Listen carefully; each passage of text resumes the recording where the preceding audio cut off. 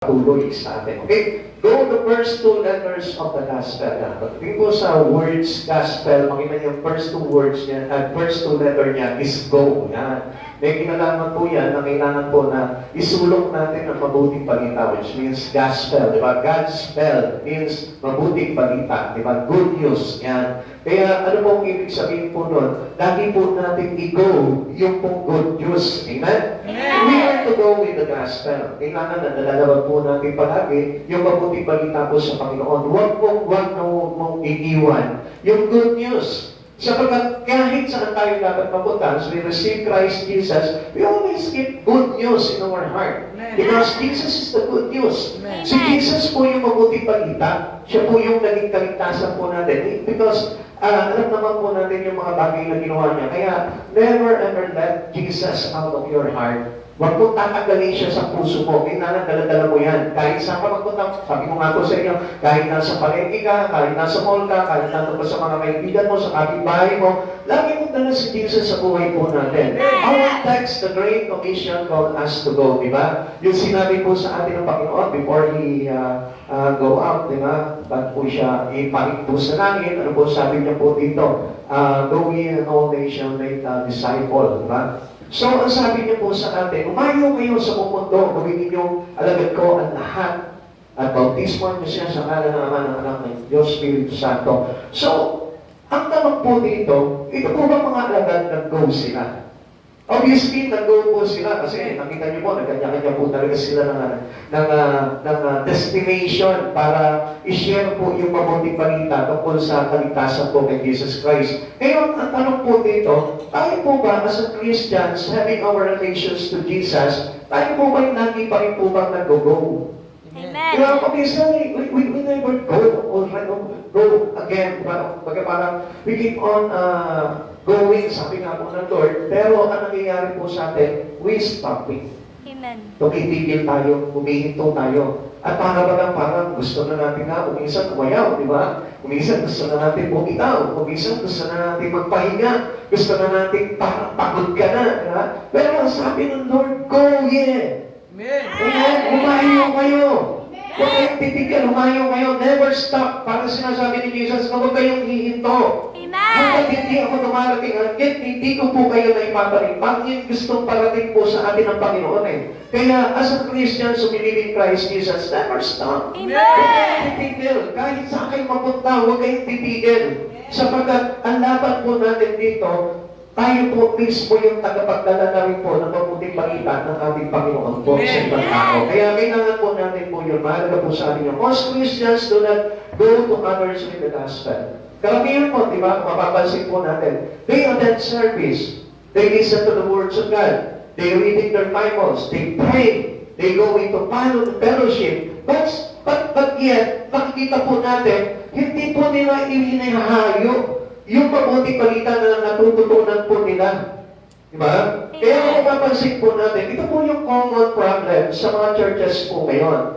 Marami mo, mapapansin po natin, yung mega churches, sa mga malalaking churches po, makikita natin na talagang ang dami po nila, huge member of the church, makikita po natin. Pero, iilan lang sa kanila yung umahayo.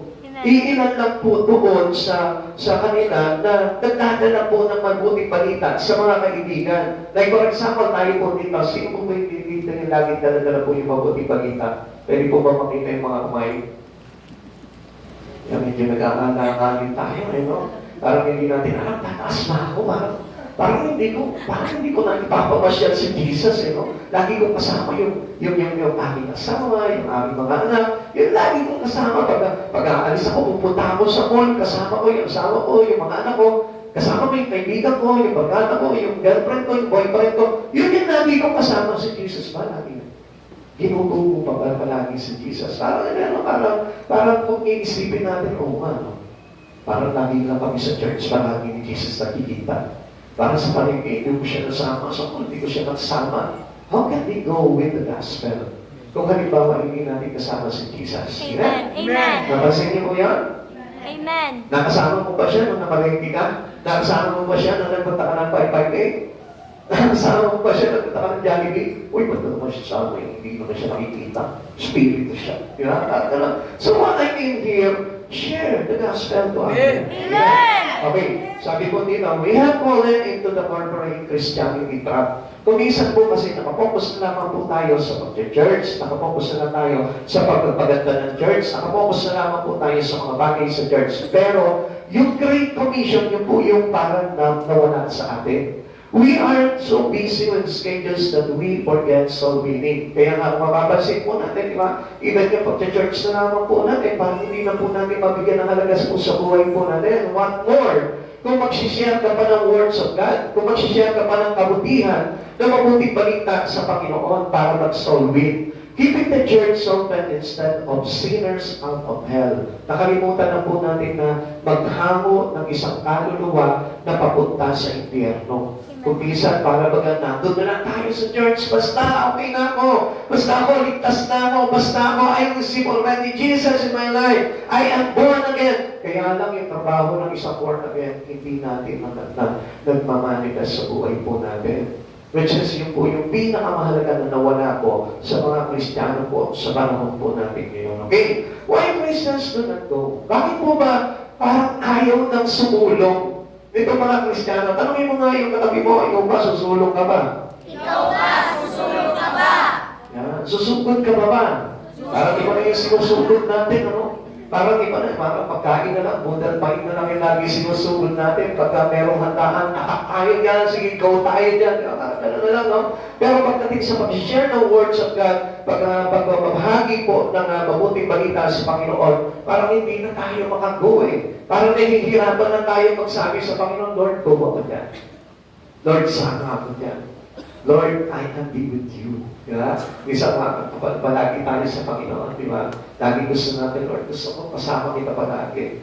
Uhaw ako sa iyo, Panginoon. Uhaw. Diba? Pero sa iba na tayo na uuhaw, kaya yung awitin na nagalatin, uhaw na rin, no? Uhaw. Uhaw. Diba? Nauhaw sa ibang bagay, hindi sa mga bagay ni Jesus. Okay. Why Christians do not go? Bakit po ba ang mga Kristiyano ngayon, parang ayaw na talaga magpatuloy, ano po? Because of number one is the wrong priorities. Pag ang isang Kristiyano, mali yung kanyang prioridad sa pagiging Kristiyano niya, I tell you, hindi na nasusulong yan. Amen. Hindi magpapatuloy yan. Suddenly, he may stop. Makikita mo magugulat ka na lang, biglang umaayaw yan. Magugulat ka na lang, hihinto yan. Magugulat ka na lang, hindi na mag-church yan. Magugulat ka na lang, bibitaw yan.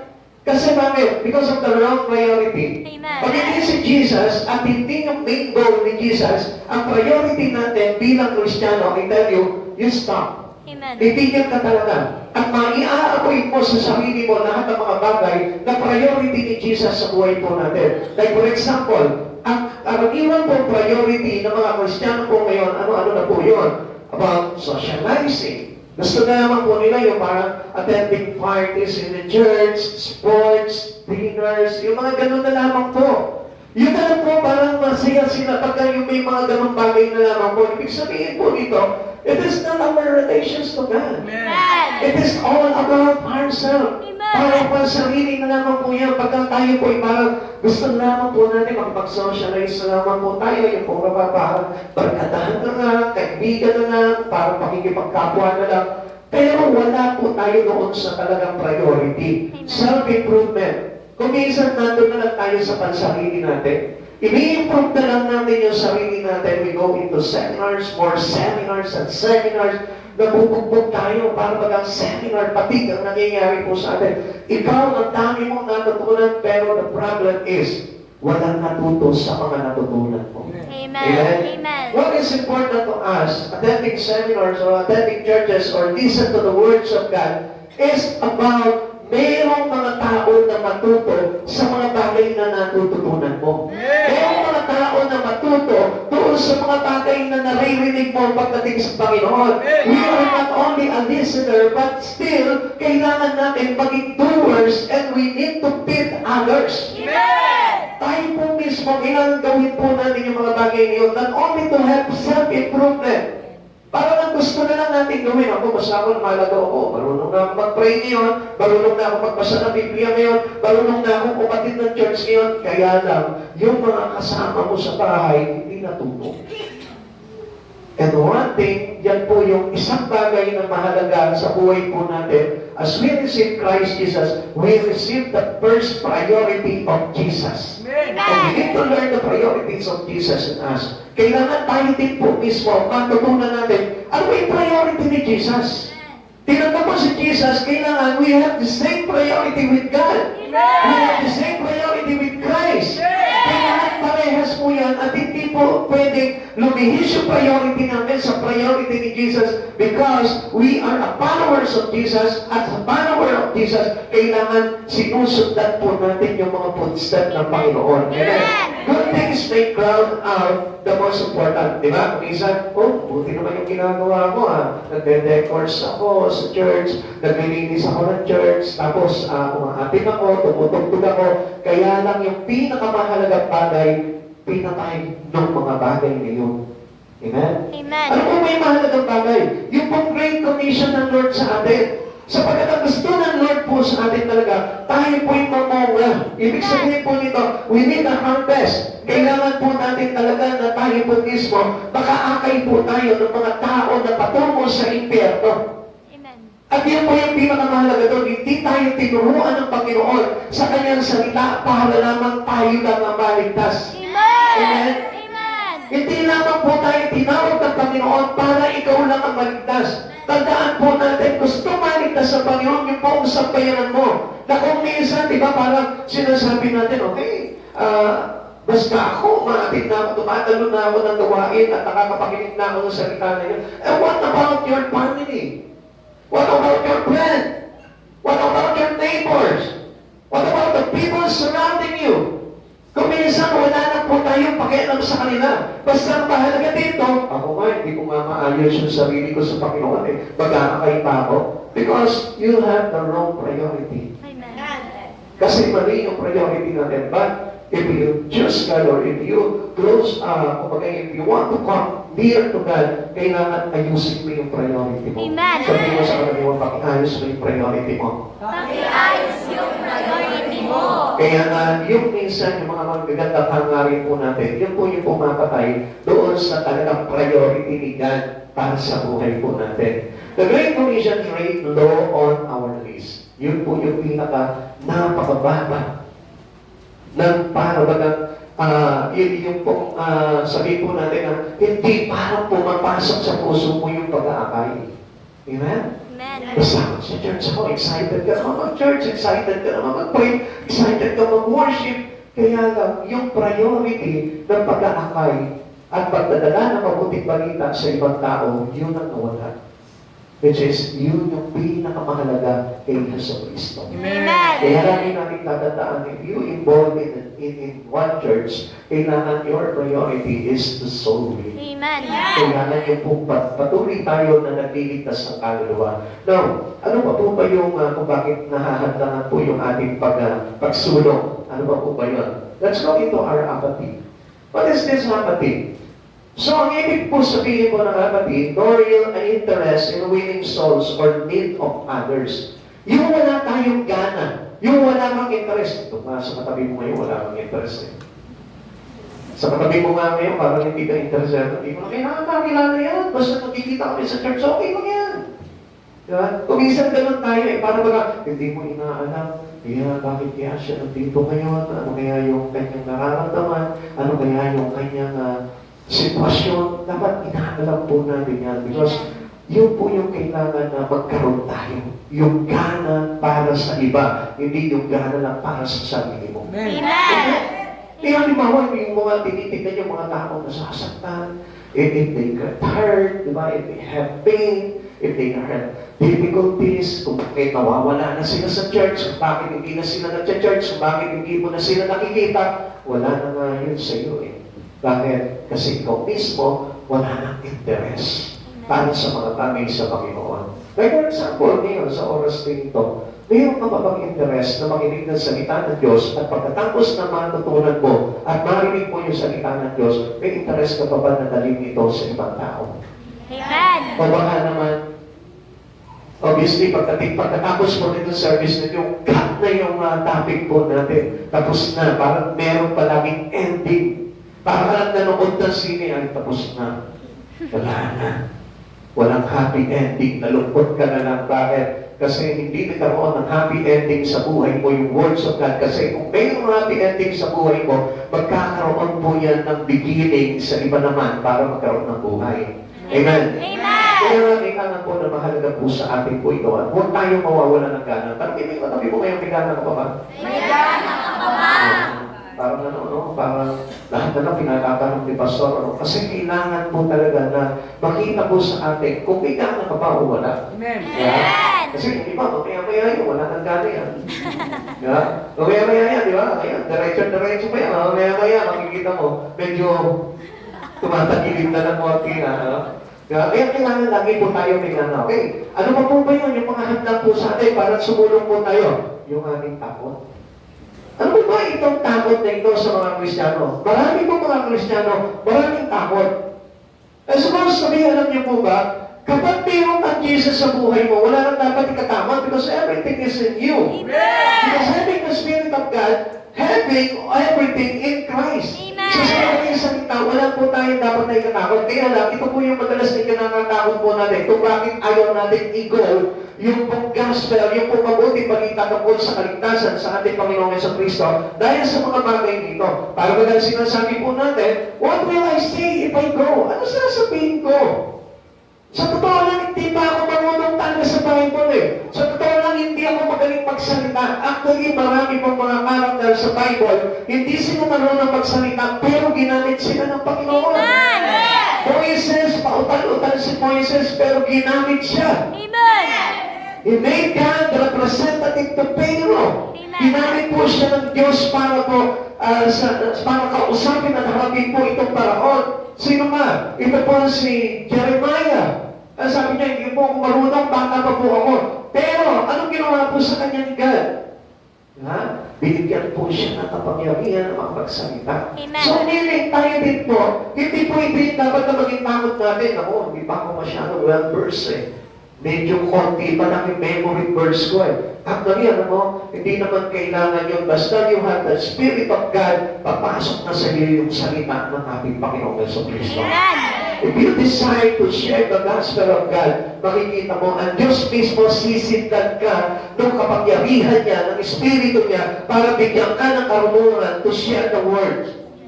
Kapatid sa Panginoon, alam nyo, ang sabi ng Lord, binibigyan na kayo pero hindi pa kayo humihingi. Bakit? Kasi kung minsan, alam niyo po sa atin, minsan, sinasabi palagi natin na hindi ko kaya, pero mayroon ng Diyos. Amen. Pero sinasabi mo, I have Jesus, I know Jesus, I receive Jesus, I be with Jesus. Pero ang problema po dito, bakit parang kulang na kulang ka?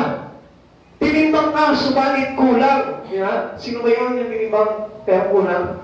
Ano? Taid. Si? Ano ba yun? Yung hari. Yung hari. Si Hari. Hari. Anak po ni Nebuchadnezzar. Oh, sige, yun yun. Okay, di ba? Kung minsan ganun po kasi tayo eh. Minsan, ang dami po nating reason kung bakit hindi po pumapasok sa atin yung Espiritu ng Lord. And because of so many reasons and alibis, in doing things to God, to glorify God, kaya tuloy, ano nangyayari? You lose your anointing. Amen. Kaya nga kapag marami kang dahilan, wala po yung anointing ng Lord. Kapag sinasabi ko, naku, kinakabahan ako kapag kumakanta ako. You lose the anointing of God. Naku, natatakot ako mag-share sa iba, baka mamaya mapaya ako. You lose the anointing of God. Naku, natatakot ako mag-preach, baka mamaya magtawanan lang ako. You lose the anointing of God. Because the anointing of God has given us confidence to share the gospel. So meaning, kapag si Jesus yung dala-dala mo, the power of God is in you. The anointing of God is in you. Actually, hindi naman po talaga tayo yung gumagawa eh. Even yung ako'y nagpe-preach po dito, actually, it is not me. But the Spirit of God, remember? Amen. Alam natin na kapag may ginagawa kang isang bagay for the glory of God, hindi na ikaw yung gumagawa nun, kundi the Spirit of God already. Now, paano tayo magkakaroon pa ng takot pagdating sa mga bagay na pagawa natin sa Panginoon? Ako nakakatakot mag-church kasi wala akong pamasahe. Actually, nilagyan ka ng kapangyarihan ng Diyos. Nilagyan ka ng paa. Ha? Kung minsan nga, di ba yung paa na yan, mabilis yan kapag sa mga ibang bagay. Pero, bakit hindi mo gamitin yung bilis ng paa mo pagdating sa pagtakbo papunta ng church? Amen. Use the anointing of God. Amen. Alam niyo, tayo po lahat na tinawag ng Panginoon, so really have the anointing. Meron tayong anointing ng Lord. Amen. Alam niyo po kasi ang Panginoon, ganito po yan eh. Hindi tayo bibigyan ng ganap ng ating Panginoon ng isang bagay kung hindi mo gagamitin. Sapagkat ang Diyos po mismo, ginagamit niya ang tao according sa paggamit niya. Amen. Sa paggamit ng tao doon sa bagay na ibibigay niya. Ngayon, halimbawa, how can I have a talent to share the gospel kung hindi naman ako nag-share ng gospel? Paano ka bibigyan ng Lord ng parang talento sa pag-share ng words? Kung ayaw mo naman mag-share ng words. Amen? Amen. Natatandaan ko, nung araw, kinukwento ko sa inyo, yung unang tayo ko po sa pulpito, wala akong kaalam-alam. Ang topic ko is about yung kay Jonah, pero hindi ako kay Jonah napunta. Kay Peter yata ako napunta. Dahil sa katako po nung araw na yun. Pero alam niyo po, there is always room for improvement. Pagdating sa Panginoon, if you desire to preach the gospel, makikita ko unti-unti, i-improve ng Diyos yung Espiritu para makapag-preach ka. Amen? Okay, sa ito po itong peer po namin, what will others say? Ano kaya sasabihin sa akin? Mamaya nag-share ako sa iba, ano kaya pagtawanan nila ako? How will they react? Ano po ba kayo magiging reaction nila? Ay, mabuti na ba yan? Di ba? Yan yung dating chismosa eh. Yung words na yun ka na, di ba? Parang i-insultuhin ka, don't mind them. Kasi alam natin that there is always a critics because of Satan. Amen. Kaya kapag gumagawa ka sa Panginoon, alam mo na mayroong pakontra sa mga bagay na ginagawa mo. Amen. Kahit nga yung katabi mo ngayon eh, pwede kang kontrahin yan eh. Amen? Amen. Kaya nga, huwag mong intindihin yun kasi alam niyo sometimes, nilalagyan tayo eh, inaalaw din ng Lord yung hindrance po sa atin para makita niya, hindi go. Amen. Kung susulong ka pa rin, o baka doon pa lang eh, nakaglangan ka na. Amen? Amen. Kaya nga, huwag tayo matakot. Don't feel qualified. Diba parang, feeling mo parang, di ako karapat-dapat, di naman ako katulad ni Pastor, di naman ako katulad ni Sister. Sila talagang magaling sila mag-share. Sila talagang, alam nyo, lahat tayo are children of God. Amen. We are children of God. At ang Diyos pantay-pantay. Wala siyang itinangin. Kung ano yung kaya niyang ibigay kay Moises, kaya niyang ibigay din sa iyo. Kung ano yung ginawa niya dito sa kanyang mga alagad, kaya niya rin gawin para sa atin. Ang tanong lang doon, kaya mo bang ipagamit yung buhay mo sa Lord? Yun ang problema. Pero if you are ready to go with Him, with Jesus, I tell you, kahit na yung ginawa ni Moises na hatiin yung dagat, kaya mo rin hatiin yung kanal ng aming bahay ninyo. Amen? Kaya mo yun. Makikita mo, itaas mo lang yung ballistic mo doon sa kanal doon sa bahay ninyo, makikita mo. Mahahati yun. Because the same God will receive. The God of Moses is the God of every one of us. Amen? Kaya kung nagawa po yun ng Diyos na ibigay sa Kanya yung kapangyarihan yun para hatiin po yung dagat, kaya mo rin po yun. Amen? Amen. Sa katunayan nga, mayroon ka rin kapangyarihan na maghati eh. Maghati ng sweldo ng Kristiyano mo. Yeah? Ito para sa kuryente, ito para sa ulam, ito para sa mga bakon ng mga anak ko. Di ba? Ang dami pa, multiple division pa yung ginawa mo yan eh. Di ba? Eh kay Moises, isang hati lang. He parted the sea, pero ikaw, yung sweldo ng mister mo, hinati mo sa ilang hati. Sa kuryente, sa tubig, sa renta, sa bahay. Di ba? Sa ukay-ukay. Isingin mo pa, di ba? Amen? Napasin mo yun? Di ba? You are much better than Moises.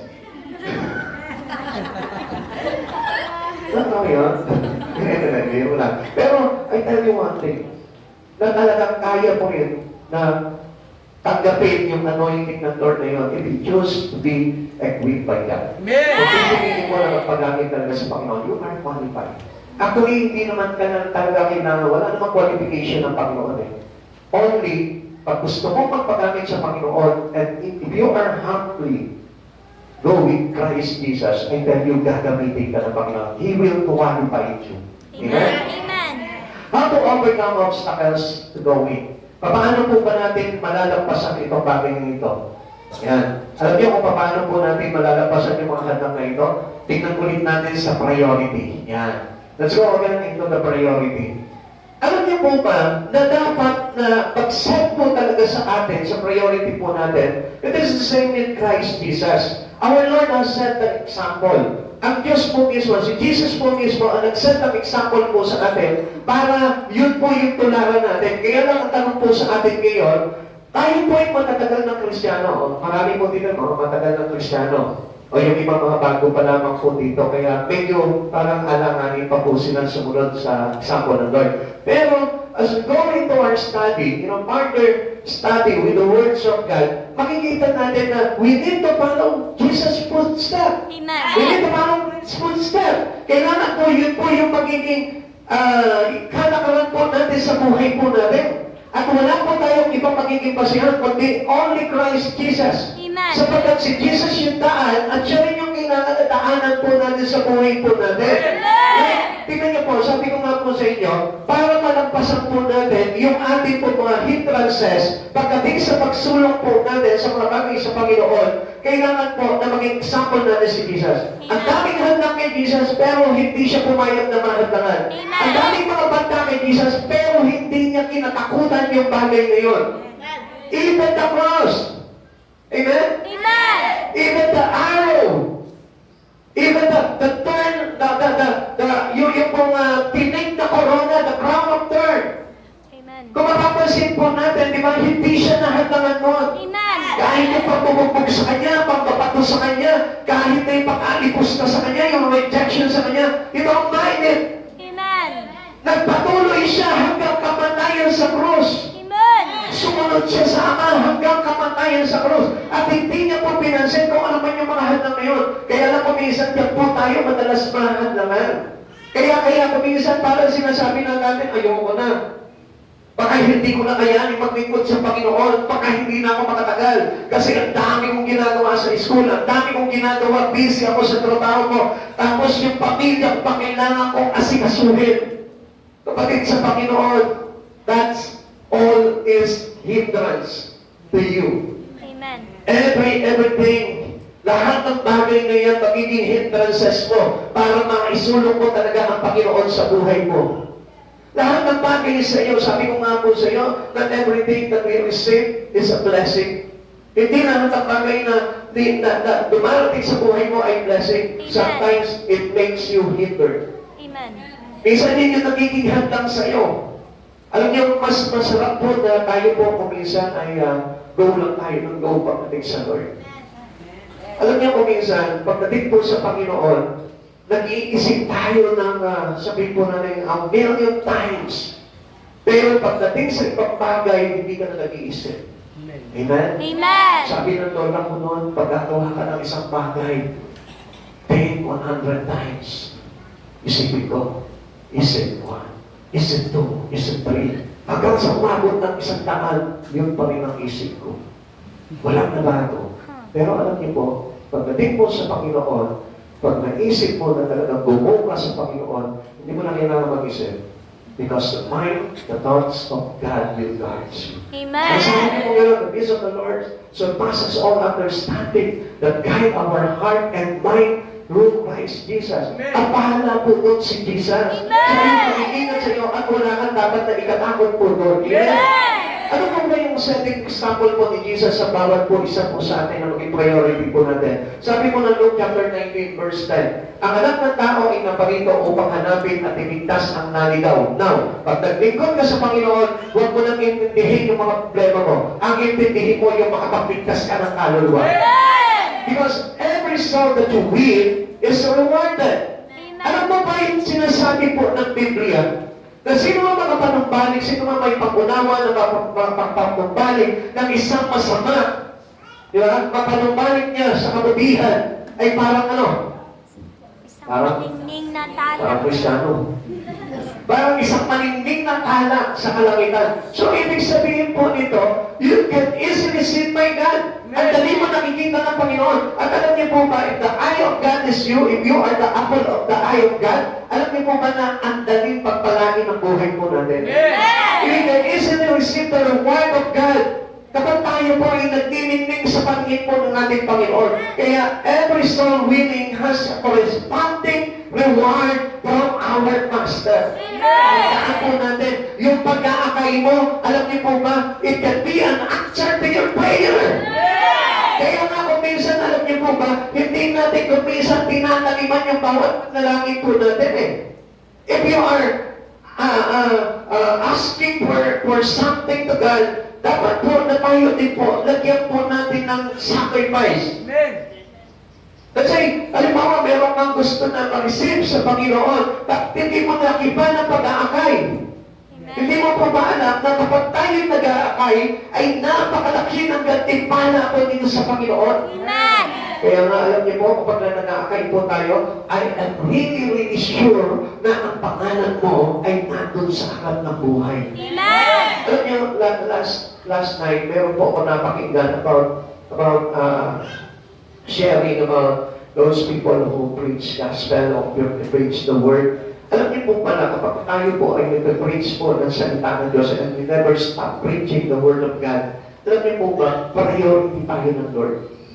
Na pagdating ng araw, pagbabalik ng Panginoon, ikaw agad yung hahanapin ng Lord. Bakit? As we see in the book of Daniel, ang sabi niya po gano'n, para tayo maningning na tala sa kalangitan.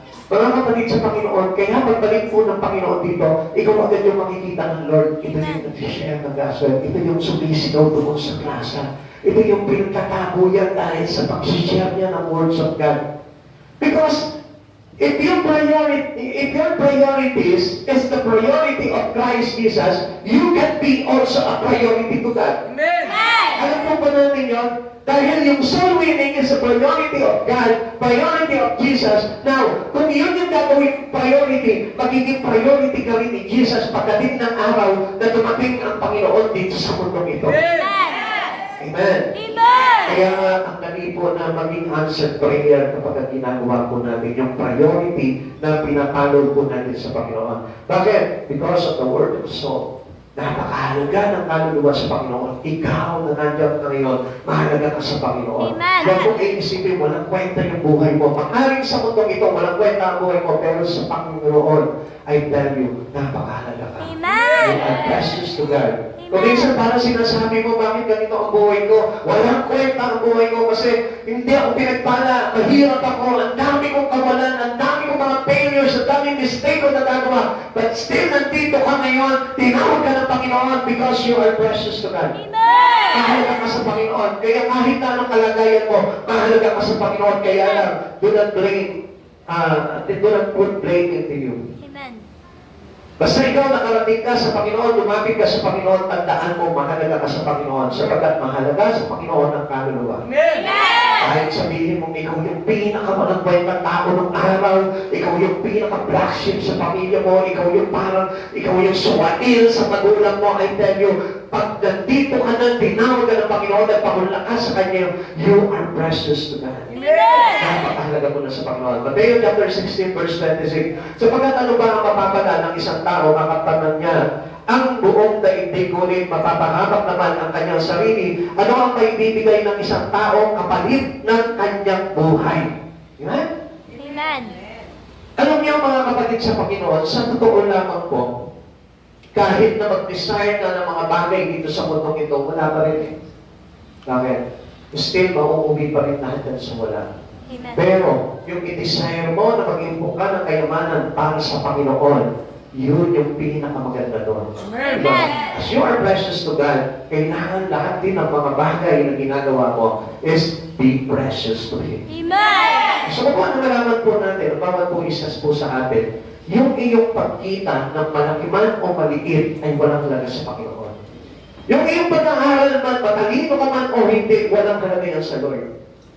Yung malaki yung tahanan mo, maliit yung tahanan mo, walang kwenta yan sa Panginoon. Yung kahit na ikaw yung mayroong pinakapagandang damit, at siya naman yung walang kwentang damit yung sinusuot niya, still walang kwenta po sa Panginoon niya. Amen.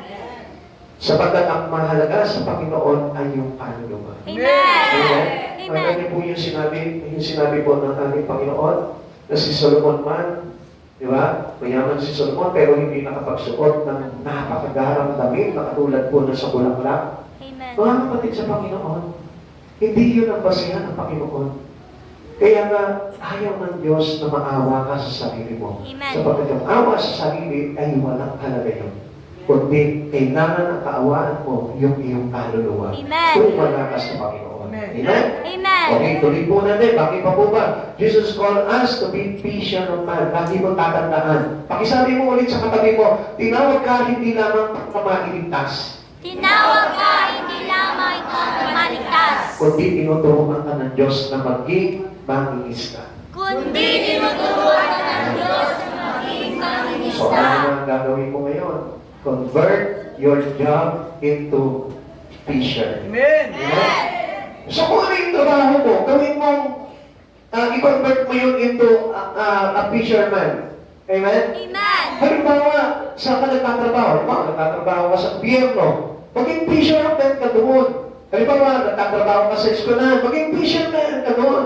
So whatever, ano ba yung bagay na ginagawa po natin, you may be a fisherman. Amen. Kailangan na tayo po, ang pagkatawag sa atin ng Panginoon ay kailangan po na tayo po yung magiging mamamalakaya ng mga kaluluwa. Amen. Matthew chapter 4 verse 19, sinabi ni Jesus sa kanila, sumunod kayo sa akin at gagawin ko kayong mga mangingisda ng mga tao. Tanungin mo yung katabi mo, ikaw ba mangingisda ka na? Ikaw ba mangingisda ka na? So meaning, nakaakay ka na ba? Siyempre, hindi ka na magtatanong yan. Kasi alam mo sa sarili mo, hindi ka pa nag-aakay. Amen? Sino po dito yung meron na naakay? Wow, praise the Lord. Sabi po sa inyo yan ang nakalimutan po talaga sa churches Diba? Marami pong mga bagay na ginagawa tayong mahalaga inside your church, inside the congregation, but the very first important to Christ Jesus, yun po yung nakalimutan natin. Amen? Amen. Alam niyo po lang talaga lahat ng bagay na ginagawa natin kung hindi po tayo matututo na mag-akay ng kaluluwa. Amen? Amen. Because Jesus saved every one of us. Now, it is unfair to other na tayo'y mailigtas ng Panginoon, pero tayo, paliwala tayo sa ibang tao. Ang dami natin na mga kasalamuha, mga kapitbahay mo, kaibigan mo, kaklase mo, katrabaho mo, pero still, hindi mo man lang masabi sa kanya ang kahalagahan ni Jesus sa kanyang buhay. Minsan, gawin mo, kapag nakakausap mo yung kaibigan mo, whoever you encounter outside, kausapin mo sila. Huwag doon sa ibang bagay, kundi about sa kaligtasan kay Jesus. Amen. Bakit hindi natin i-priority this coming 2024? Para meron man lang mabago sa pagiging Kristiyano natin. Ilang taon na tayong Kristiyano, pero still, hindi pa rin natin nagawa na every encounter to a people, hindi pa rin natin na-share si Jesus. Kapatid, mas masarap na ma-share po natin ang Panginoon sa buhay po. Amen. Okay, let's go again into apathy. Kaya tayo kuminsan ayaw mag-share at ayaw mag-solve it because of lack of interest. Hindi tayo interesado. Bakit hindi naman ako worker sa church para gawin ko itong bagay na ito Actually, I am only a member of the church. Alam niyo po, kalimutan mo na yung member na yan. Kalimutan mo na yung titulo pagdating sa church. Amen. Ang mahalaga dito, pare-parehas tayo. We are a follower of Jesus. We are disciple of Jesus. We have Jesus and the same Spirit as we have in our life. Yun ang kailangan na mag-manifest sa buhay po natin. Amen. So, if you receive the Spirit of Jesus, ano kaya sa palagay mo? Yung gusto mangyari sa kalooban mo ng ating Panginoon. Kung paano sumunod si Jesus sa Ama, ganun din po tayo pagsunod natin sa ating Panginoon. Amen. Amen. Amen. So, giving demands urgency. Hindi na po natin kapag parang, ay, wala akong gana ngayon, tinatamad ako ngayon. I tell you one thing, para bago ka maunahan ng kawalan ng gana, gawin mo na agad. Urgent! Amen. Amen! Amen. Kung sasabihin niyo, bukas magkakakaya ko, kasi pinarating na pagpatanggal ng gana mo. Di mo pa napansin po yun, mga kapatid sa Panginoon? Minsan, di ba gusto mo nang gumawa, ako, akayin ko itong kaklase ko. Pero, anong nangyari? Nahata pinaghahatak ka ng ibang kaklase mo, kaya na, hindi mo na nagawa na akayin yung kaklase mo. Amen? Amen. Bakit? Kasi ang soul winning po talaga, kailangan po nito nung talagang mabilisan. Amen! Amen. Hindi na yung, siguro mga next month, pupunta ako doon ako mag-evangelize, doon ako kakayo. Huwag na next month, bukas gawin mo na. Kasi mas mabilis ang kaaway. Amen? Amen. Ang kaaway is so fast, napakabilis. He move quickly. Mabilis pa yan sa iyo. Kaya nga ano sabi po ng Biblia, patuloy ang kanilang paa sa paggawa ng masama. Amen. Why? Because Satan is too fast. Amen. Kaya niyang paguhin agad yung kaisipan mo. Yung kaisipan mo lang nitong gabi na ito, na bukas maglilingkod na ako sa Panginoon. Makita mo, pag-isip mo ng umaga, nawala na yan, nabura na sa isipan mo. Amen! Bakit? Kasi napanaginipan mo yung crush mo. Si crush. Kailangan mo makita si crush. Ha? Kaya nawala na yung focus mo doon sa bagay niyon. Kaya nawalan ka na ng gana na gawin itong bagay na ito, yung pagliligtas ng kaluluwa. Alam niyo po ba kung bakit urgent ang soul winning? Because the shortness of life. Maikli lang po ang buhay. Kung titignan po natin, maikli ang buhay ng tao na aakayin mo as well as maikli ang buhay mo para gawin agad itong bagay nito. Amen. Kaya nga, the urgency of the command of God into you, kailangan bilisan mo, gawin mo na agad, huwag mo nang magpatumpik-tumpik pa. At bakit po kailangan na maging mabilis po tayo? Because the imminent day of Christ's return, malapit na dumating ang Panginoon. Kung double time na ang kaaway, we make sure na tayo rin po mag-double time na sa paglilingkod sa Panginoon. Huwag na po tayo yung para magpalatan na tayo sa paglilingkod sa Panginoon. Huwag na tayo magpatamad-tamad sa paglilingkod sa Panginoon. Because, alam po, yung pinakamahalaga ngayon, the important is to do our job into Christ Jesus. Before it's too late. Baka mamaya nandiyan na si Jesus, sumunod ka kay Jesus, yun lamang po pala yung naging dahilan, yung hindi mo nahayuan yung kaibigan mo, yun lang yung nagpagdagay sa iyo para hindi ka mapabilang sa rapture ng Diyos. Di ba nakakalungkot? Naku, bakit hindi ko pa ka nagawa yun? Ang tagal ko nang namamasdan yung kapitbahay namin. Na every morning nakikita ko siya parang malungkot, parang may nagtutulak sa akin na gusto ko siyang sharean. Pero inabot ka na ng pagdating ng Panginoon, kaya ano sabi ng Lord sa iyo? Anak, di mo ginawa yung mga bagay na pinagagawa ko sa iyo na sana'y magdudulot sa iyo ng kalakasan sa Espiritu at makakapagpanalig ng ugnayan mo sa akin. Amen. Kapatid sa Panginoon, may kinalaman din po yan. Kaya natin po natin tandaan, kailangan maging maaga po tayo sa paggawa sa mga bagay na pinagagawa sa ating ng Panginoon. Amen. Kung minsan iisipin natin, wala naman nangyayari. Isa pagkagising ko, gano'n na naman. Sa pagkagising ko ulit, gano'n na naman. Wala naman nababago. Pero I tell you one thing, nakatatak sa puso ng Diyos yung mga bagay na ginagawa natin. Kaya nga sa mga gawa natin, tayo hinahatulan. Kaya nga yung urgency ng soul winning, lagi po natin madalitin po sa buhay po natin. Amen.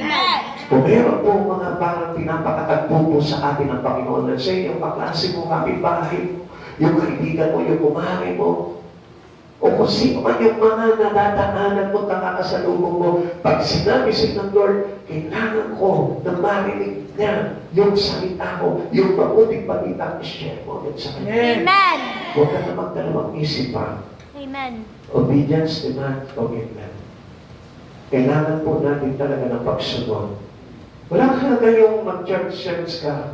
Walang mahalaga kung nagpa-pray ka. Walang mahalaga kung nagbabasa ka ng Bible. Kung hindi ka naman marunong sumunod sa Panginoon, it is useless. Amen. Lahat ng bagay na yun is useless. Walang sa-isa yung ginagawa mo. Sapagkat ang gusto talaga ng Lord, it demands your obedience. For us to have commitment, para tayo po mismo magkaroon po talaga tayo ng committed life to Jesus, kailangan po na tayo po mismo sumunod po tayo sa Panginoon. Amen. Amen. Kanina po si Saul. Di ba si Saul, ano sabi niya, wow, ang gaganda nito, ang tatabahan nito, mga bama na ito, ang sarap ihandog kay Yahweh. Pero, anong command sa kanya ng Panginoon? Lahat tupukin, lahat na masasapsap niya, lahat siyang tutupukin, walang ititira. Maging bata, babae, maganda, lalaki, lahat niyang tutupukin yan. Pero hindi niya sinunod yun, nagtira siya ng mga matatabang baka. Ano sabi mo? Ng Panginoon, okay? Ang sabi po sa kanya dito, 1 Samuel chapter 15, verse 22, sinabi ni Samuel, akala mo ba higit na magugustuhan ni Yahweh ang handog at hain kaysa sa pagsunod sa kanya? Mas mabuti ang pagsunod kay Yahweh kaysa paghahandog at ang pakikinig ay higit sa hain taba ng tupa. Kapatid, lagi natin tatandaan, kung hindi po tayo matututo ng pagsunod, ito lahat ng bagay na gagawin natin is useless. Amen. Baliwala. Sabi mo sa tabi mo, baliwala. Baliwala. Baliwala kahit na nandito ka ngayon kung hindi ka matututong sumunod sa Panginoon. Pag sinabi sa ng Lord, kailangan mo sa church, go. Pag sinabi ng Lord, kailangan ko, umayo ka doon, go. Amen. Go ka at palagi ng go. Amen. Never stop going.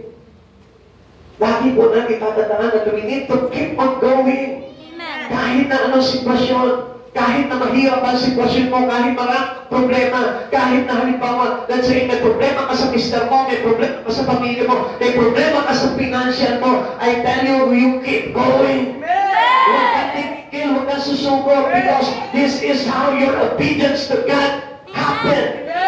Kung mangyayari yung iyong pagsunod, na kahit na sa kabila ng dami mong pinagdaraanan sa buhay, I tell you, pagpatuloy ka pa rin sa pagsunod sa Panginoon sapagkat yun ang nararapat para na sa ganong kalugdan ka ng Panginoon. Amen. Amen. At po natin yung pagsunod po natin sa Panginoon, kailangan po yan para sa ating paglalaga sa ating Panginoon. Okay, tignan po natin yung takot na naman po dito, our fear. Christ promises to go with us. Anong dapat natin ikatakot? Bakit kailangan tayo? Bakit paano natin malalampasan po ito pong hindrance natin pagdating po sa pagsulong? Alam naman po natin na ang Panginoon ay laging kasama natin. Alam mo ba na sa oras nito, bantay sarado ka sa Panginoon? Alam mo ba na pumunta ka dito, gwardyado ka ng Lord? Alam mo ba na paglabas mo dito, gwardyado ka pa rin ng Panginoon? We are all in the protections of God. Amen. Lahat tayo nasa pangangalaga ng Panginoon. Amen. Kaya wala po tayong dapat na ikatakot po dito. We must do our job. We must do our command of God into your life. Amen. Lagi mong tatandaan, sundin mo palagi yun. Huwag kang papipigil. Never hindrance. Never put an obstacle into your way with God. Tandaan mo yan. Ang paglapit natin sa Panginoon, lagi pong mayroong handang yan. Lagi mayroong pong balakid yan. Tandaan po natin yan. Every one of us, kahit sino ka pa, kahit baguhan ka, kahit dati ka na, kahit matagal ka na, kahit sabihin mo na, alam mo na ang Biblia, sa iyong pagsunod sa Panginoon, there is always a hindrance. Akala po po ba natin, wala na po, wala nang hahandang sa atin kasi tagal ko ng Kristiyano, hindi na ako mahahandangan. I tell you, mayroong pa rin handa. Amen.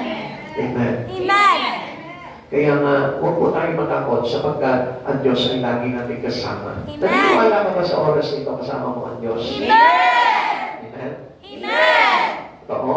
Amen. Tingnan mo nga yung katabi mo. Wala naman takot yan. Ha? Guguho na kaya yan? Ha? Ano sabihin ninyo? Bukas sa bukas kaya guguho na yan? Oo. Pag guguho na, aalis na sa church. Ah. Hello? Go with God. Sabi ng Lord, I will be with you until the end of this age. Amen. He will give us words and courage. Lagi natin tatandaan, kaya nga binigay sa atin ang salita ng Diyos for us to have courage. Amen. Para hindi maging katapangan natin sa pagharap natin sa mga pagsubok ng buhay. Yung converts open the best soul winner. Hindi nyo na ba said? Yung mga bago, nakita nyo, ang iinit niya, no? Kaya sugod yan. Okay, sister, halika sa mga kasama sa church. Walang takot yan. Hindi na natakot yan. Kahit na hindi niya alam yung pinagsasabi niya, ay sa mga kasama sa church. Pagkasasambal sa niya. Pero siguro, magsalita, wala natakot-takot. Tatandaan ko po nung araw eh. Nung araw ko, nung bago pa lang ako, tinatarin po ako nung mentor ko, pinapakasok niya ako sa simbahan ng lang niya yun. Tapos pag nagpepe sila doon, alam niyo po, yung pinarich ko po doon about yung mga Diyos-Diyosa. Sabi. Ako naman, talagang pag ipagbago ka talaga, pagbago ka talaga, walang tago talaga eh. Tinuro mo pa yung mga Diyos-Diyosa. Walang magagawa yan. Because ang sabi ni Isaiah, ang gumagawa ng mga ganyan ay karimari-mari at kasumpa-sumpa sa Diyos. Bakit ako natakot talaga no? Tapos nung pag-uwi ko ng bahay, sabi ko, paano ko kaya nagawa yun? Because of our desire. Alam niyo, pag bago ka sa Panginoon, mainit ka. Amen? Di ba kasi, bago ka pa lang, church ka ng church, pero nung mga isang taon ka na, ay, tsaka na ako sa church, bawi na lang ako. Diba? Nakamulang po, marami pala akong labahin ngayon. Ang dami mo ng dahilan, ano? Unti-unti mo, nawawala na. Di ba, nung araw-araw, makikita mo, pupunta sa maaga-aga sa church, oh. Makikita-almusal pa yan. Di ba? Lahat ng prayer sa church, sinakatinan niya. Tapos yung mga naka-isang taon na sa church, Pastor, hindi po ako dumready niyo, marami kami labahin. Pastor, sasamahan ko po yung anak ko. Kukuha po ng card. Pastor, hindi po ako makakapunta kayo kasi pagluluto ko yung anak ko ng almusal. Pastor, hindi po ako makakapunta kayo kasi pastor, dami ko mga gawain. Ha? Nagbago na eh. Kaya nga sabi ko nga po sa inyo, mas sabi ko nga po dito, yung mga new convert talagang solid talaga yung Espiritu ni Christ yan. Amen. Amen. Sino po hindi mga bagong pagtanggap lang sa Panginoon? Yan ba? Yan, sister, nakikita ko pa mga galong init nila, no? Hintayin yung mga isang taon. Mas lalong magiging mainit dyan. Mas lalong iinit ka kasi alam na nila kayo ito eh. Amen? Sino dito yung mga 2 years na? 2 years na namingin sa Lord? 2 years na? Mainit pa rin ba? Oo, mainit na ulo. Ha? Sino dito yung mga 3 years up? 3 years up? Ay, wala na, mga malalamig na. Umaayaw na sa paglilingkod eh. Mga tinatamad na. Umiinda na ng init ng araw sa pagkakayo. Inaantok na sa pagpapray sa devotion. Ha? So, ibig sabihin po nun, yun yung nagiging takot po natin. Mas natin po natin tandaan, God is always with us. Go and tell what Christ has done for you. Lagi natin sariwain. Kaya hindi nyo napapansin. Yung testimony mo, nung makilala mo si Jesus sa buhay mo, yun yung pinaka nagpapaalam sa iyo pag naalala mo yun. Naalala mo ba ba? Sino mo dito nakaalala po nung first encounter niya sa Lord? Nung ma-convert siya. Hanggang ngayon, inaalala mo ba yan? I-share mo ng i-share sa tao yan. Makikita mo, aalam ulit yung Espiritu. At mararanasan ko ulit kung paano yung unang tagpuan nyo ni Jesus. Alam niya sa mag-asawa ko, minsan ganito eh. Kaya nagkakatabangan yung mag-asawa kasi ang iniisip sa araw-araw na niyang problema. Walang pera, walang baon yung anak, walang pambili ng ganito, walang pang-ulam. Yun kasi ang nasa isipan nila. Pero, alalahanin nyo yung sandali na kung saan nagkakilala kayo ng mister mo at ng misis mo. Sigurado yan, maiisip mo, sana pala hindi na lang kita pinakasalan. Hindi nyo maiisip mo. Mananariwa yung papaano ka na-inlove sa Kanya, papaano tumipok yung puso mo, papaano yung mga bagay na ginagawa nyo, di ba? Amen? Hindi nyo parang pinagsisiyan mo, mababalik ko lang yung panahon. Hindi na sa akin nasigwat, sabihin natin. Sana, yung soft drinks na ibinigay ko sa iyo, nilagyan ko na ng pampurga. Parang gano'n na, hindi. Always keep in your mind. Yung magagandang ugnayan at tagpuan niyo ng Panginoon. Yung mga magagandang bagay. Diba? Always count the blessing. Amen. Amen? Huwag mga failure sa bibilangin mo, ay, naku, Kristiyano na ako. Nagkautak-utak pa ako. Ayan, tapos ka na yan. Naku, Kristiyano na ako, natatanda ko. Kailan ako nag-church? Lagi wala akong pera. Alam niyo, doon po tayo magpag-alparan ng lalamig sa Panginoon kapag yun ang inaalala natin. Always count your blessing. Tignan mo yung mga magagandang encounter mo sa Panginoon. Amen? Amen? Sino dito yung na-remiss niya pa o yung naaalala niya pa yung mga magagandang bagay na ginawa sa kanya ng Lord? Eh, sino naman dito yung parang yamot na lagi kasi nasiservo na ni Pastor? Yung lagi na aalala, nakakatawa na naman yun. Ni Pastor, yung umaga na lang, lagi ako siniservo na. Lagi na lang ako nakikita, lagi ako pinapagalitan, lagi na lang mali. Pero yung magagandang bagay na tinitignan mo palagi at iniisip mo, yun yung magiging lakas mo para manumbalik yung init mo. At hindi ka matatakot na gawin yung mga bagay sa buhay mo pagdating sa Panginoon because God is always with us. Mateo chapter 28, verse 20. Turuan ninyo silang sumunod sa lahat ng inuutos ko sa inyo. Tandaan ninyo, ako'y laging kasama ninyo hanggang sa katapusan ng panahon. Laging kasama natin ang Lord. Whatever things it takes you, ibig sabihin po niyang pagtutulong ng Lord yan para nang sa ganon, maging matibay tayo at lagi natin ma-recognize that God is always with us. Pag mayroong mga bagay na tinuro sa iyo, na-overcome mo yun, natutunan mo yung bagay na yun, still doon mo maaalala, oh Lord, galing, na-overcome ko itong bagay nito, kasama nga talaga kita. Oh Lord, nalagpasan ko yung mga problema ko, na-overcome ko, kasama nga kita. Oh Lord, yung mga bagay na failures ko, Lord, ngayon nakakabawi na ako, kasama nga talaga kita. Kaya hindi mo maranasan yung pagsama ng Lord. Alam mo kung bakit? Lagi mo na lang iniisip. Lagi na lang ako fail. Lagi na lang ako may problema. Lagi na lang ang pangit ng buhay ko. Lagi na lang ang pangit na nangyayari sa buhay ko. Kaya hindi mo malaman kung kasama mo ba ang Diyos sa buhay mo. But one thing I tell you, ang Diyos hindi nawawala. Ang Diyos laging kasama mo. Ang Diyos na nangako sa iyo that I will never leave you nor forsake you. Hindi ka iiwan ni pababayaan. At kahit anong season ng buhay mo, I tell you, even at the seasons of hardship, ang Diyos laging nandyan. Supposed to be, akala nyo ba? Kung sa mga kahirapan nyo, akala nyo wala na ang Diyos doon. Kung wala ang Diyos doon sa kahirapan mo, I tell you, sumuko ka na dapat, na wala ka na dapat, na patay ka na dapat, wala ka na sanang saysay sa mundong ito kung wala ang Diyos.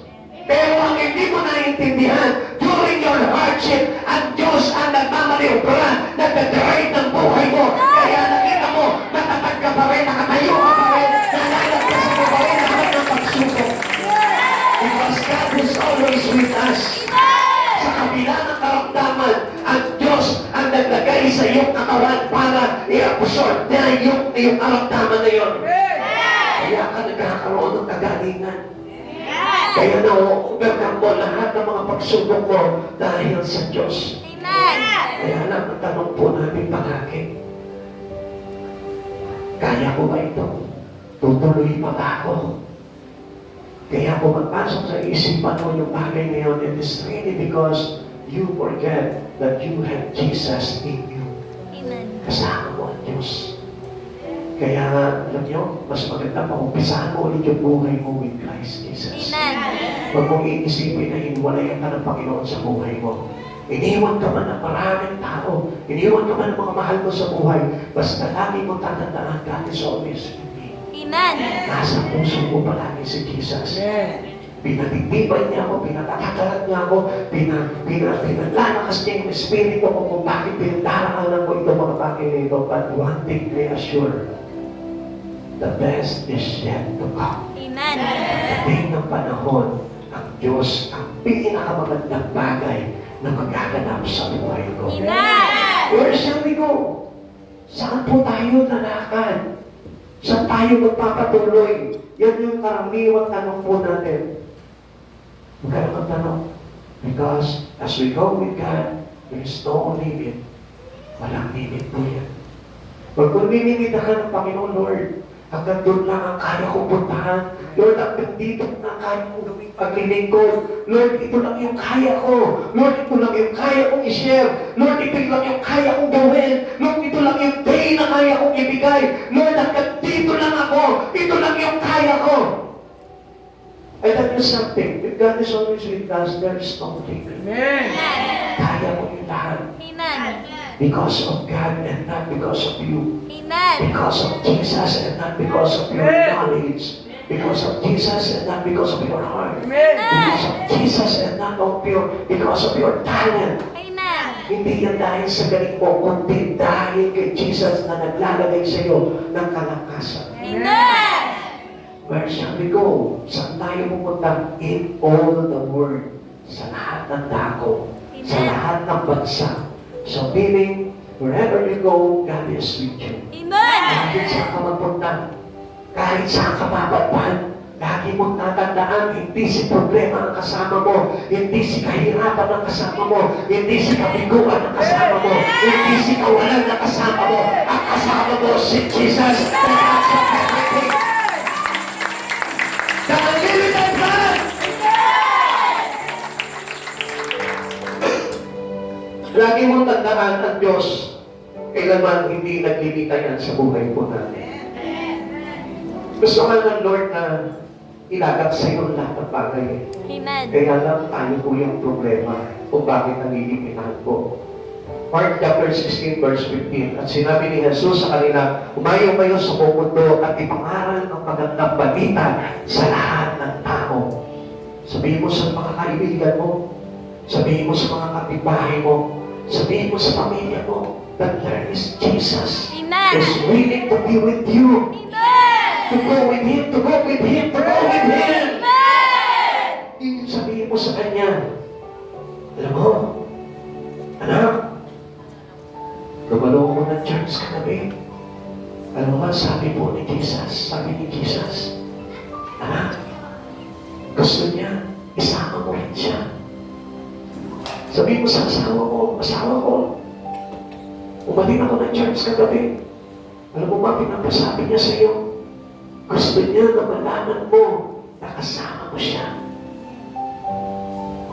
Lagi mong paalala yun sa mga kaibigan mo, sa mga kapitbahay mo, sa mga mahal mo sa buhay, lalo na doon sa mga mabibigat ang kalagayan nila sa buhay nila.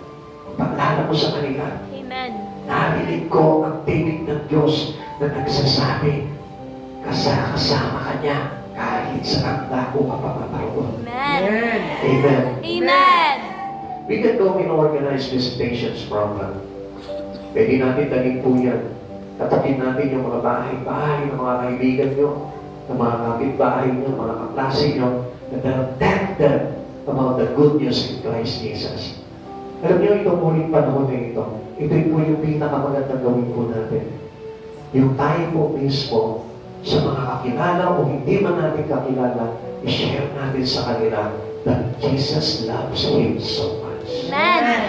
Na ang Panginoon na ito, I want you to know, kung nandito ka ngayon at alam mong mahal ka ng Diyos, pag dinala mo ang Diyos doon sa mga tao na nakakaharap mo, I tell you, sasabihin mo rin sa kanila, mahal ka ng Diyos.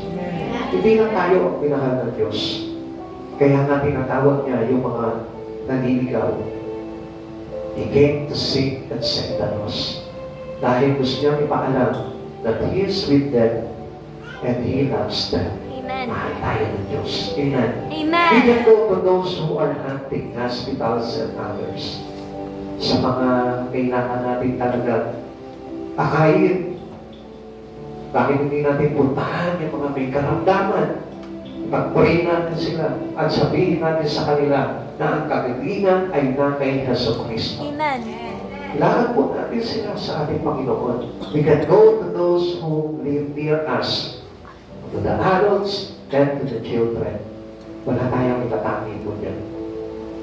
Let the children come to God. And let the elderly one needs God.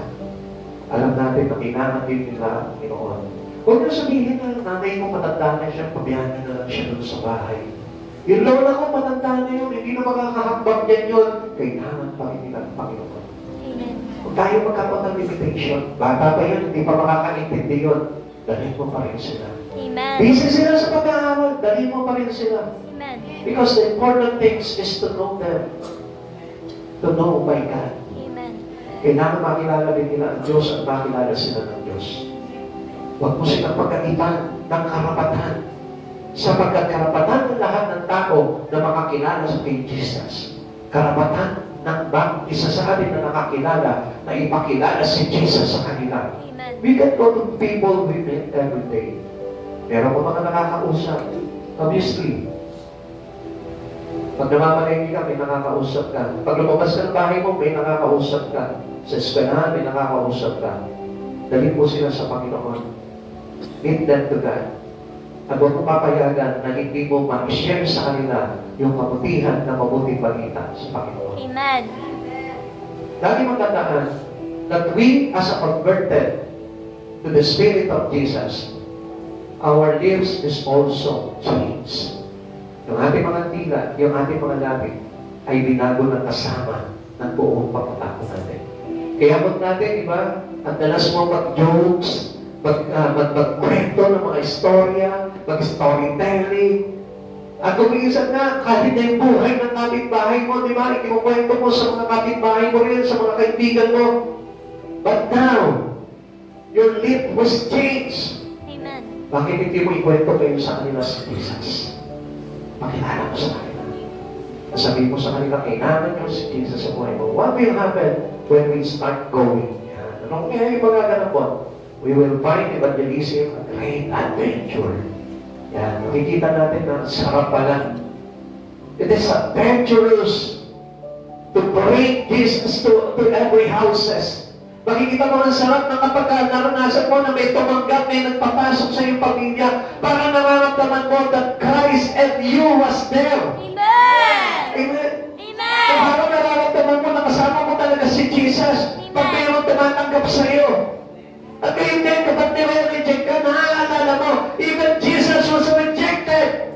Amen. Kaya nga, every time na inihahayo mo, inilalakad mo si Jesus, saan man na ako, gusto ko malaman mo, doon mo mararamdaman mismo na kasama mo palagi si Jesus sa buhay mo. That's why many Christians today, hindi na nila ma-experience ang pagsama ni Jesus. Bakit?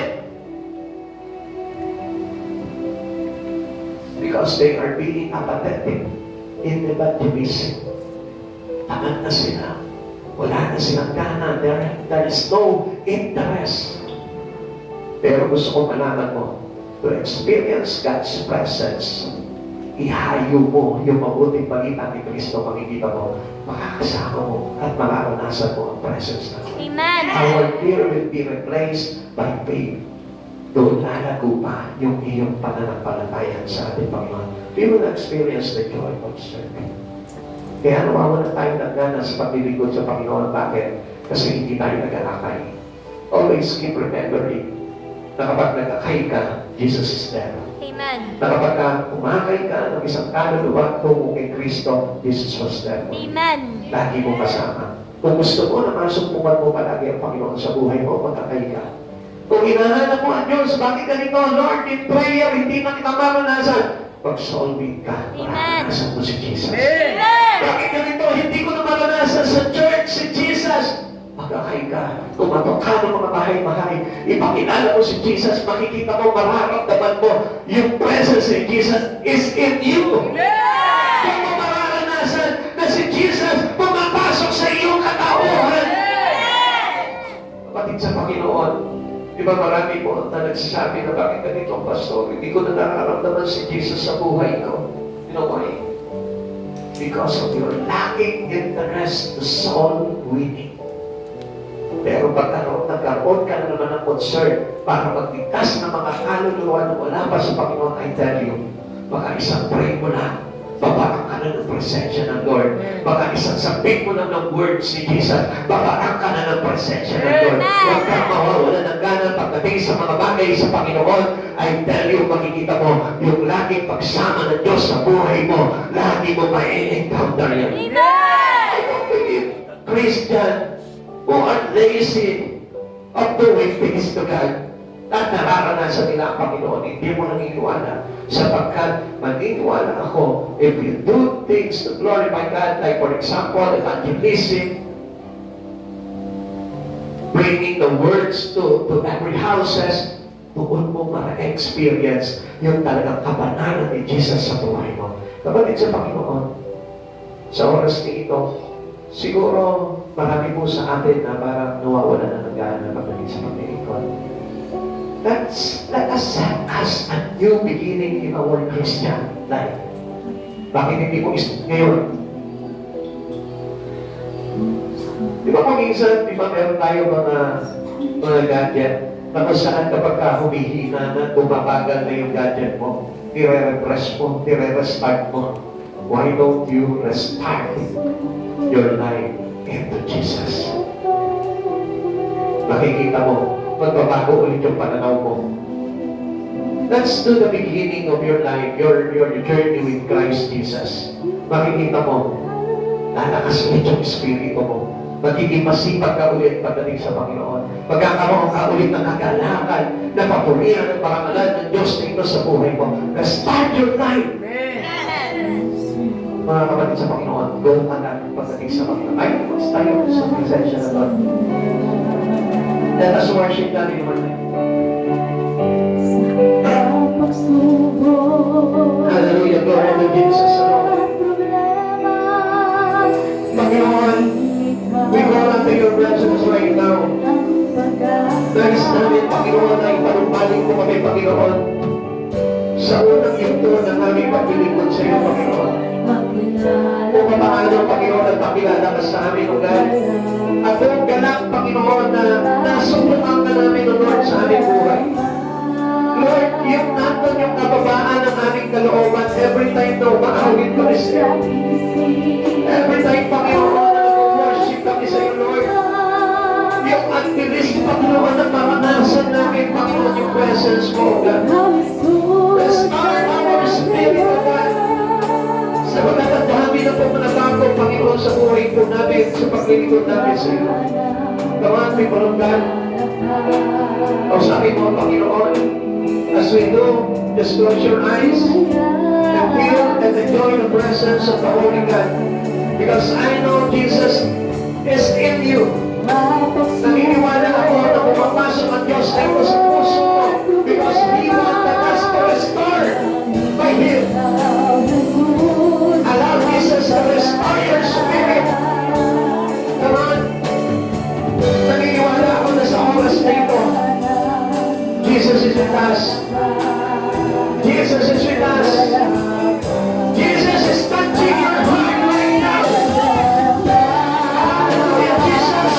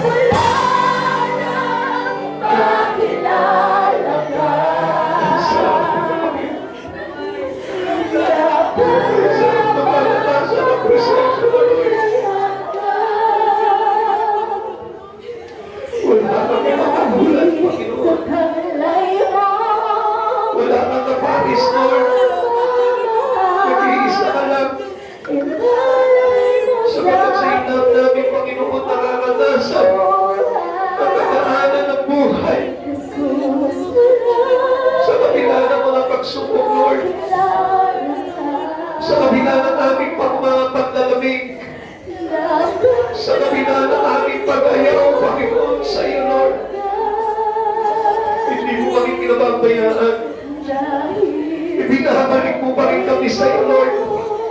Dahil ang gusto ko, Panginoon, hindi na kami mawalay sa'yo. Dahil inihanda mo na, Panginoon, ang aming tirahan sa'yo. We thank you, Lord.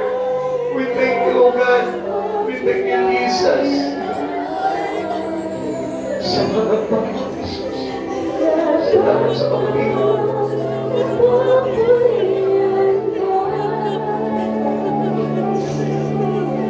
Dahil sa kay mo, pagmamahal, inalay mo sa akin ang iyong buhay. Manalangin tayo sa Panginoon, nagpapasalamat po kami sa pagkiyan mo, Lord. Sapagkat kailanman hindi mo kami pinagkulang. Ulang man kami, Panginoon, sa pamagi sa sanlibutan ito. Subalit sa pag-ibig mo, Lord, kailanman hindi mo kami pinagkulang.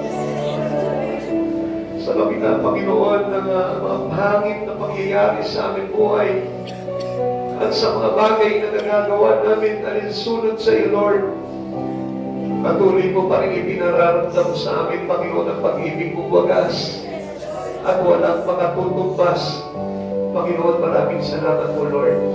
Thank you for this night, O God. Salamat sa buhay ng bawat isa sa aming mga magkakapatid sa iyo, Lord. Sapagkat tinuruan kami, Panginoon, na itigil ka at ilapit namin sa iyo ang aming buhay. Tunay nga, Panginoon, na ikaw yung Diyos na pinaglalagakan ng aming mga pag-asa.